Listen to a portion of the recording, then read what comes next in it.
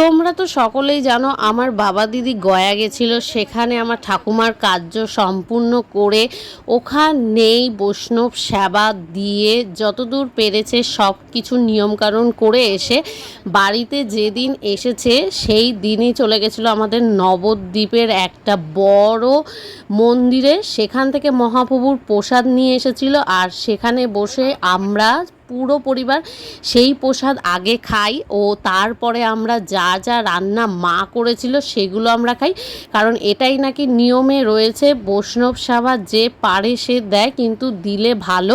সাথে কীর্তনও আর ঠাকুরের বাড়ির প্রসাদ খেয়ে তারপরে আমিষ খেতে হয়। যতক্ষণ পর্যন্ত ঠাকুর প্রসাদ না খায় বা যতদিন না খায় ততদিন মাছ মুখ করা যায় না।